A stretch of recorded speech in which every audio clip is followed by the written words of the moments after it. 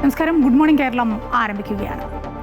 പശ്ചിമേഷ്യൻ സംഘർഷം മറ്റൊരു തലത്തിലേക്ക് നീങ്ങിയിരിക്കുകയാണ്. ഇറാനിലേക്ക് കനത്ത വ്യോമാക്രമണം നടത്തിയിരിക്കുന്നു അമേരിക്ക. ആക്രമണത്തെ തുടർന്ന് ഹോർമുസ് പൂർണ്ണമായും അടച്ചു കഴിഞ്ഞു ഇറാൻ. കനത്ത തിരിച്ചടി ഉണ്ടാകുമെന്ന് മുന്നറിയിപ്പും നൽകിയിരിക്കുന്നു ഇറാൻ. എത്രയും വേഗം സമാധാന കരാർ പ്രാവർത്തികമാക്കണമെന്നാണ് അമേരിക്ക മുന്നോട്ട് വയ്ക്കുന്ന ആവശ്യം. ഇനി എന്ത് എങ്ങനെയെന്ന് ഉറ്റുനോക്കുകയാണ് ലോകം. പശ്ചിമേഷ്യൻ സംഘർഷം രൂക്ഷമാകുന്നു, ശരിയാണ്. പക്ഷേ ഇനിയുള്ള ദിവസങ്ങളിൽ ലോകം ഒന്നാകെ ശ്രദ്ധ പതിപ്പിക്കാൻ പോകുന്ന ഫിഫ വേൾഡ് കപ്പിന് ഇന്ന് തുടക്കമാവുകയാണ്.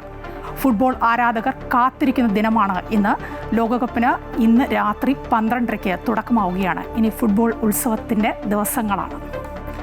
നമ്മുടെ സംസ്ഥാനത്തേക്ക് വന്നാൽ നിപ്പ, ഷിഗല്ല ആശങ്കയിലാണ് സംസ്ഥാനം. ഏറെ ജാഗ്രത പുലർത്തണം. ഇന്ന് ഉന്നതതല യോഗം വിളിച്ചിരിക്കുന്നു ആരോഗ്യമന്ത്രി.